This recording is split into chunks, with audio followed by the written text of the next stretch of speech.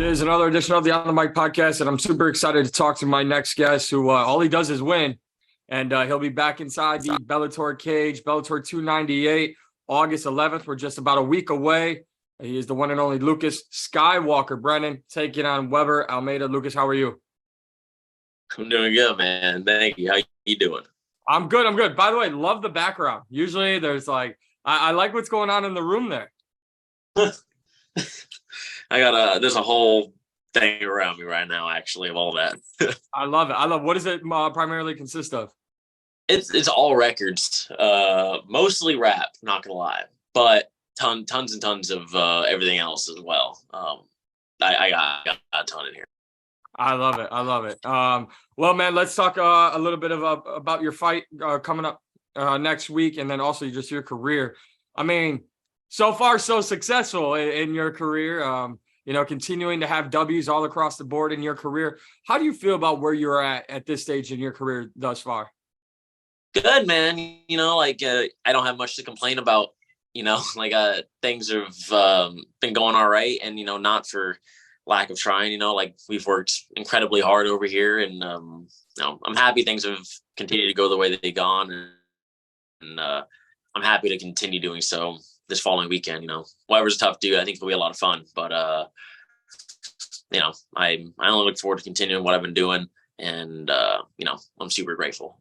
It's definitely one of those fights where the casuals may not know, but you two are definitely gonna let them know come fight night. I think it's gonna be one hell of a fight. For me, coming into this, talking to you at 23, man, nothing but success. How are you able to balance it? There's so many people, especially in the fight game, that they never get an opportunity to have the success you've had so far. And then to do it at a young age, sometimes that hinders people, and then they go off the wrong path. How have you kind of been able to stay level-headed and keep moving forward with the success you've been having?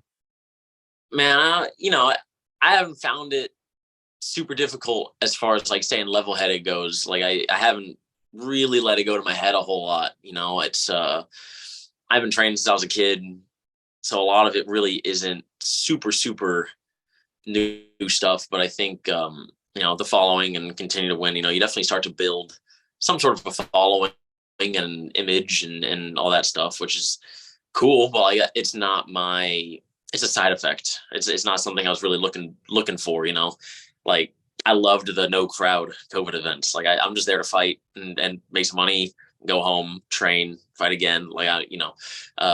Everything else is cool, but it was not my purpose for getting into it. It's just something I've been doing for a long time that I love. And I don't know. I haven't found it incredibly difficult to keep myself together. But I do, I know some people that have done very well for themselves and then kind of lost their mind a little bit, and it happens. But no, man, it's just I teach, I train, and that's been my life, for a long time now. A pure definition of mixed martial artist and a fighter through and through. So for you, it's not about brand building. It's not about anything else. It's just, I'm here to fight. I'm here to, at the end of the day, you said you're not worried about all that outside stuff. So then what is the long-term goal? I'm assuming you obviously want to become world champion one day. Yeah. I mean, long-term goal, you want to be, I want to be a world champion. I want to also I want to do enough with my career that I don't have to fight until I'm an old man, right? There's some guys that have stuck around for longer than they probably needed to, right? And really, I feel like if I'm fighting past 30, early 30s, then I probably didn't do something very right at this point, in my career. So it's, as much as I do love this and I love what I'm doing, and I do have that goal, I think there is also, there's a Tony Ferguson turning back point where it's like, I don't need that. I want everything up to that and scrap it. Very in the sense of being safe. Like it's just, he got out when he knew he needed to get out, made everything he needed to make, pee out. It's smart, save your brain cells, just play the game smart. Yeah, all due respect to Tony Ferguson, who's a guy that I think so many people had a lot of respect and admiration for. Once you see the downfall that has happened, it's like maybe that should be the benchmark for every fighter's career, right? Once you start to hit the Tony skid, let's honestly, outside the cage as well. You see what's happening with Tony outside the cage, and it's not great. So I completely understand where you're coming from and respect that. But you talked about this fight against Weber, and you're a guy in the rankings, this guy not in the rankings. Don't want to say it's super dangerous for you to take, but that's a guy coming for your spot. Do you have any thoughts on that? Obviously, does that make it more of a dangerous fight for you? You think he's really going to come in with, reckless intentions because he's trying to jump into the rankings? I don't think so. I think aside from his style of fighting, I don't think he'd be very reckless in that sense anyways. But also, I don't find it super dangerous. I don't really care that much at the moment about the rankings. It's as cool as it is, right? As dope as it is to be there. I've got 8 fights. I won 8 fights, but I got 8 fights, right? The guy behind me's got like 60, right? So it's like I'm cool getting fights regardless of if the guy's got a number before his name or not. Like I'm just I'm here to fight. And Weber, regardless, is an extremely tough guy, right? So I think whether there's a number there or not, I have to respect him the same amount. And I think just with the way he fights and the way his style is, I don't think he'd come out just, he's got a way of going about things. And I imagine he's going to treat me about the same as if I was or was not ranked. What are you expecting from him come fight night? Karate. No. He's a very good kickboxer, very good karate guy. I think, I don't think there's any secret to what either of our game plans are.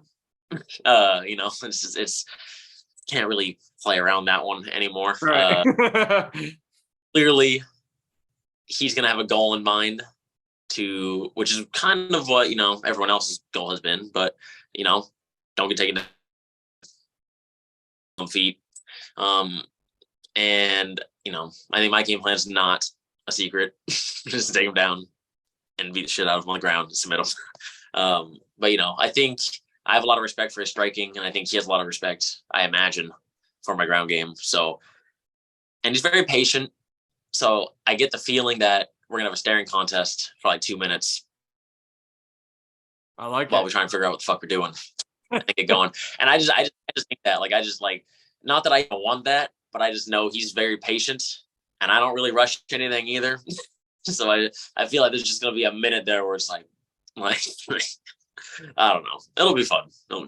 It'll definitely be fun, and I'm excited to make the trip out from Chicago to be in attendance for this fight and all of Bellator 298. Now, I know you said you're not too focused on the rankings right now. Eventually, that will come into question, and I'm going to make it a question right now. Where do you see yourself moving forward from here? And it's a 2-part question. 1, do you want to get back in the cage by the end of this year if all goes according to plan for you next week? And then where do you see yourself going amongst the rankings after this fight? With the move they just made, which really the move was just that they removed AJ, I believe, because AJ had still been in the 45 rankings for a while after not fighting at 45. So we were kind of wondering when that was going to happen, because they bumped in at they tied him at 10, Kai and Henry Corrales. I did at 10. So they bumped him, moved me to 8 already. I feel like winning this probably doesn't move me anywhere, because they kind of already just did it. So I think they kind of pre-did that themselves, just with AJ moving and having to fill that spot. So I don't really expect much ranking wise after this. Career wise though, I definitely want to get another fight in by the end of the year. And just, it'll probably be real close to the end of the year. I do like to take a minute after the fight to, let everything heal, let myself rest, let myself eat some shitty food for 2-3 weeks, and, kind of get rolling again. And, I'd like to get one more in by the end of the year. That'd be awesome. What's your go-to shitty food after a fight? I have a buddy who flies out to every fight, and by the time I'm out of the cage, has a large pizza with him. I love it. Last time I ate it, I was holding a box of pizza while taking pictures with people. I wouldn't stop. I wouldn't stop eating it. And then, pizza, ice cream. once I'm back home, probably like Cane's. Like I nothing that's gonna help me make weight. What's your preferred pizza topping though? Because being a Chicago pizza is a big deal over here. I'm extremely basic. You know, I am a fucking pepperoni guy. Like it's just all. Same here, man. Same here. My fight that didn't happen in Chicago. The fight didn't end up happening, and that was the first thing I got. Like they told me the fight was off, and I was like, once I was done kind of moping around, I was like, let's get some fucking deep dish pizza, dude. I was like, what'd you think? Nah. What's up? What did you think of it? Oh, it was awesome. It was super good. And especially because I was like mad depressed. So like everything hit so good. All of my like post weigh-in recovery stuff in like a meal. Like I was just so upset that the fight wasn't happening. I didn't pace myself through any of the food. Like I just started going crazy through everything. And then the next morning I was like, fuck. I know you already got a guy on hand. If I would have known you were in the deep dish, I would pack one for the trip out to South Dakota. I may have to send you some in the future. They're good frozen, man. They're good when you have to put them in the oven. I mean, I ain't opposed. You know? If I can make it happen, I will. Hey, real quick before I get you out of here, you know, you've spent your entire career thus far with Bellator, and I think that says a lot. You know, I say this at least 1,000 times a year when talking to Bellator fighters. I do think there's a sense of pride when it comes to Bellator, finding guys like yourself that they can start right away, that start their professional career off with them, and then they grow together. And I think Bellator takes a lot of pride in those guys, you being one of those guys. What's your relationship like with the promotion, and how excited are you to continue to grow with them in your career? We have a great relationship, you know, and they've treated me very well since I first signed with them. You know, I was 18. I had my first fight when I was 19, right? But I was 18 when I signed with them, and I've been with them the whole time. They've been awesome. Like I've been super appreciative of everything they've done for me, right? And I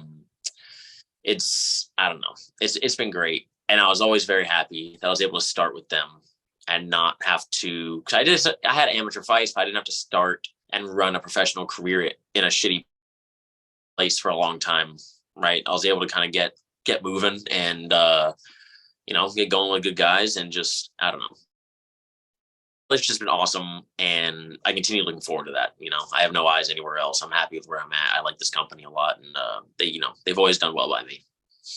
Well, Lucas, I really appreciate the time, and looking forward to your fight next week. And if I can bring the deep dish, I will. If not, I'll be sending you some. Thank you for the time, and hope to link up together on fight week. Awesome. Thank you, man.